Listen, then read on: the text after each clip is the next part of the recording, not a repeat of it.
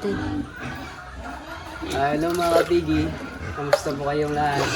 Nandito tayo ngayon sa ating mga alaga. Maglilinis tayo ngayon. Dito lang ako kumukuha ng tubig sa aming ginawang mini pool.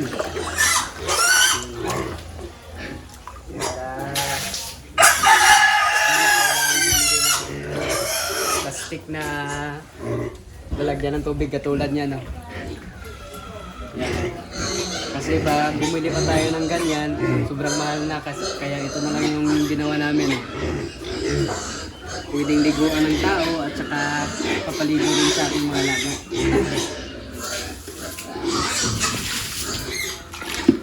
Magkano nga ba ang aming ginastos dito sa aming kulungan ng mga alaga naming baboy? So gumastos kami dito ng kulang na 90,000.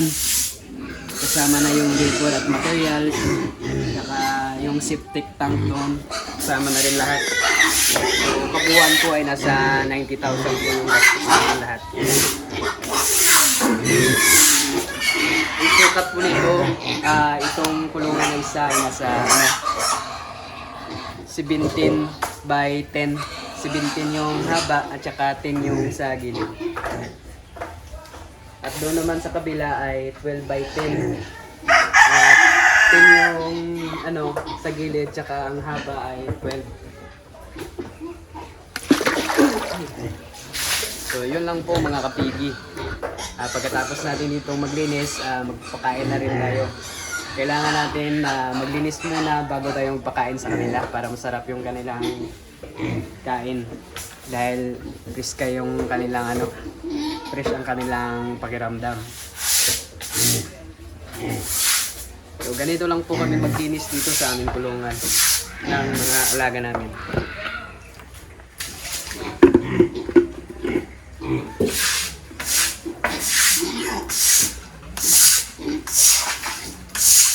Yun na nga mga kapigi, na tapos tayo dito sa kabilang kulungan ng maglinis. Doon naman tayo sa kabila. At pagkatapos natin ay magpapakain na tayo.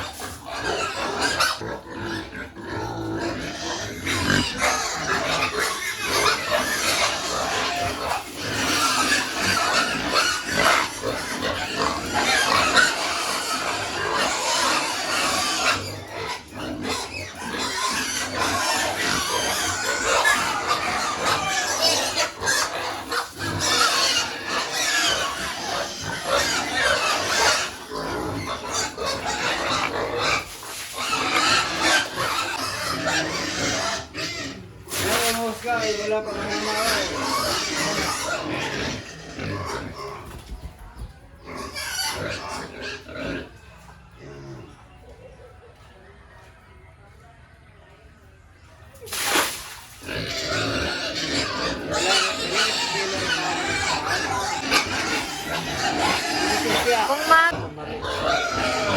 Nabalan no rin kung anong pangkaon. Naulat, ulat.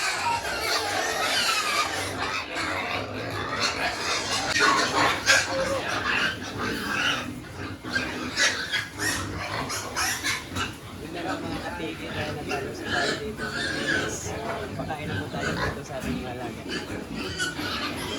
Dry feeding po ang aming ilan na ibyan.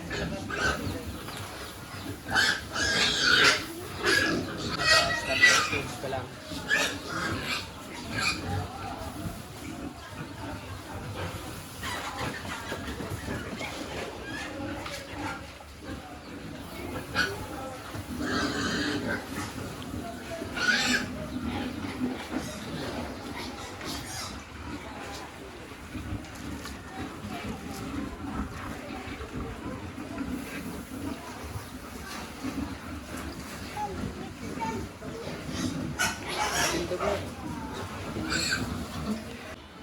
Okay na?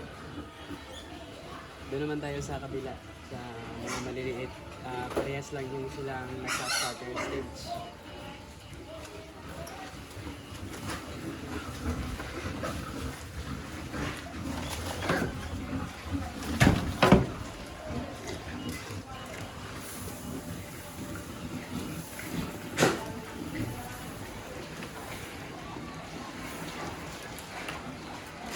Dry feeding din sila.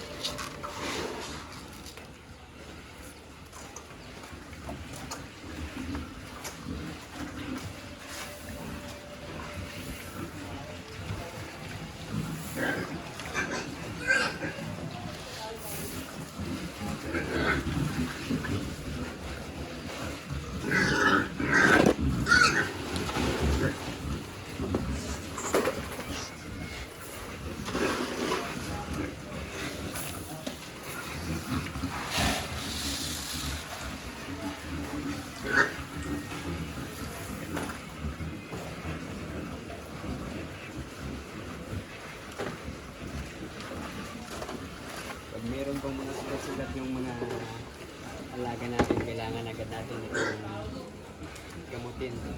Katulad na lang dito. Meron siyang sugat. Meron sa... kailangan natin gamutin yung sugat niya. Dito, tambal. Kapag merong mga sugat yung ating mga alaga, kailangan natin gamutin agad. Ito yung ginagamit namin panggamot. Tulad na lang nito, meron siyang sugat. Yan. Kailangan natin gamutin. Para iwas problema mga kapatid. So, yan lang po sa ngayon ang i-share ko sa inyo. Maraming salamat. Hanggang sa muli. Paalam!